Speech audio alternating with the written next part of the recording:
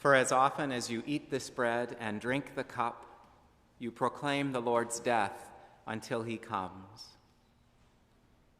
For as often as you eat this bread and drink the cup, you proclaim the Lord's death until he comes. We proclaim a death. We do this every week. Some of us do it more than once a week. We break bread and give everyone in the room a small portion, and everyone eats. We pour wine into a chalice, and everyone is invited to drink. And whenever we do this, we proclaim a death. We break the bread, and as it breaks, we cherish the horrible memory of his body broken, hammered to a pole and crossbar, left to hang in such a way that he would slowly suffocate. And we remember his body stripped of clothes, particularly any clothes that would identify or dignify him. No colorful garment to signify that he was a rabbi, an educated teacher and leader. No tunic that signaled wealth or social status.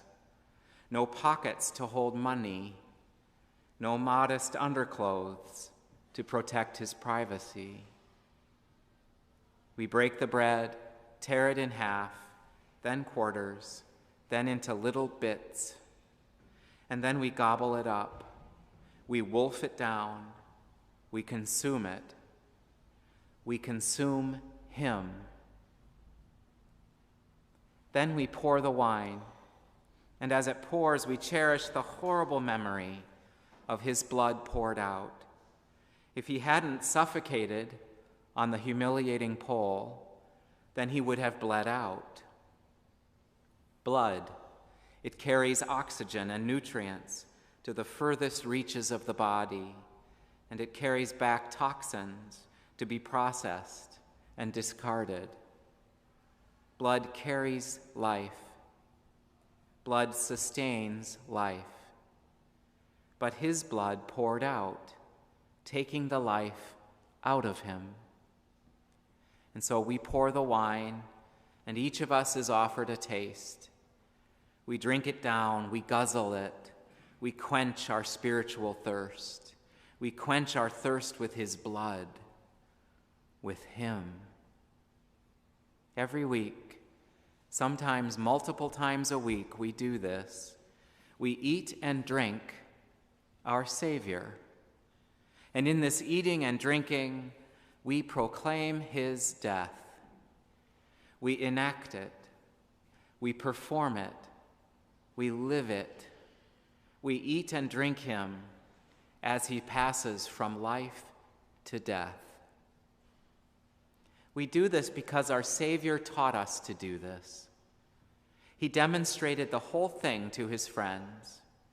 So when the priest leads our Thanksgiving prayers, she wears a tunic, much like his tunic. We call it a chasuble. You'll see Father Jay change into the chasuble in a little while. He'll take off his coat, which we call a cope. The cope is a lot like the overcoats that Roman officials wore when they worked in unheated government buildings. Anyway, Father Jay will take off his coat, and then he'll put on the chasuble, the tunic, Christ's tunic. This is done not because the human presider at the Eucharist is Jesus, clearly, or even Jesus-y. We may love our presiders, but they are just our human siblings. The presider's tunic merely reminds the assembly. It reminds all of us, priests included, that Jesus gives us this meal. Jesus teaches us how to break his body apart and pour out his blood.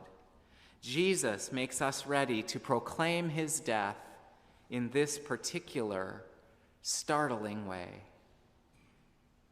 And tonight, just one night a year, tonight we will take all of the leftover bread and wine and place it on the altar of repose. We set it on a table covered in candles and surrounded by fragrant flowers. The table stands at the entrance to this space, next to the baptismal font. This is our Garden of Gethsemane, recalling that fateful night before his death when he waited and prayed in the garden all night long while his friends dozed. If you like, at any point overnight, you could keep watch, though from the distance of our video stream. We'll have a link on our website that you can use to spend some time watching and waiting and watching. YouTube tells you how many people are watching with you. You can see the number go up and down. If others are watching with you, say a prayer for them. Whenever I do this, I look at the veiled bread and wine. You can't actually see them because they're covered in a white cloth.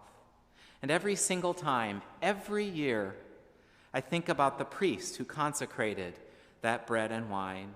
Whether it's me or Jay or Catherine or Mary Jane, it doesn't matter. I think about that person. I pray for them. Is that selfish? I sometimes pray for myself on this night. Whoever the priest was, they asked God to sanctify these gifts of the earth, shaped by human hands. And so now the bread and wine are more than just a dish of starch and a flagon of alcohol. They are also the body and blood of Christ. They've been broken. They've been poured out.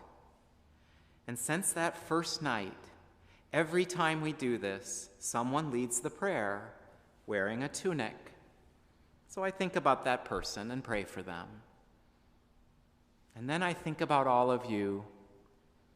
I think about you sleeping in your homes, which dot the city near and far. I think about how hard you work, not just here at church, but in your family lives and in your vocations and in your countless efforts to make a positive difference, to be kind, to be good. If you're like me, then you'll doze in the garden, just like those flawed disciples. But you do care. You do make a difference. And I pray for you.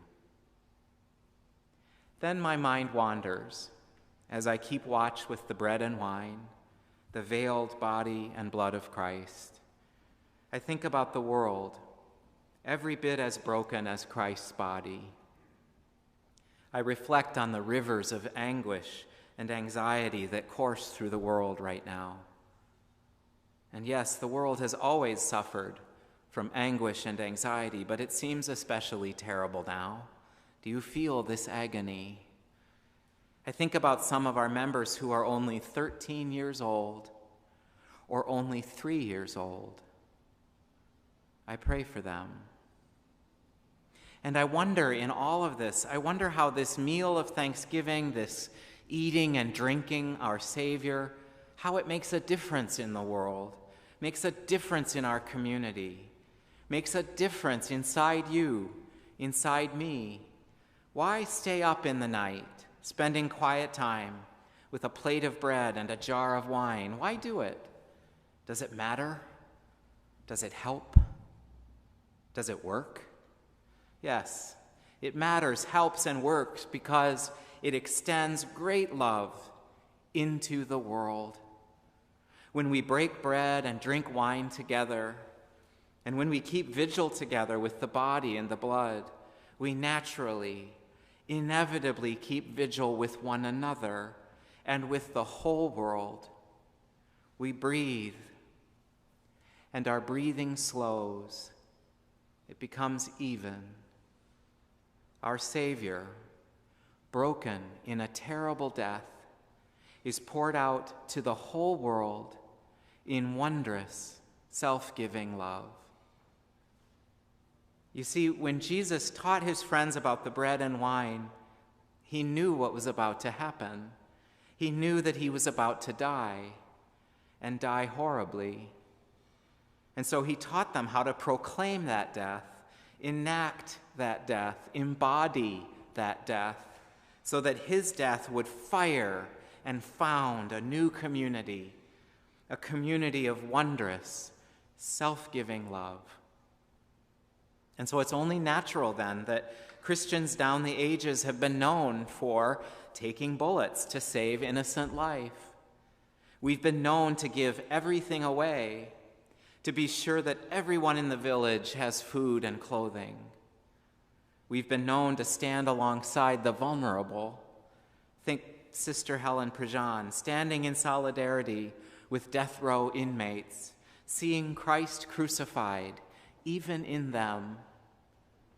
It's only natural. We Christians act this way because Christ taught us about this meal, and we repeat it countless times to be sure it works, to be sure it works on us. The death of Christ is not just a trauma. It is not just a pointless tragedy. The death of Christ is dinner. Christ's death is a table laden with platters of food, groaning with flagons of festal drink. If I am going to die, Christ teaches me, then my death should count for something. My death should save lives. My death should bind wounds.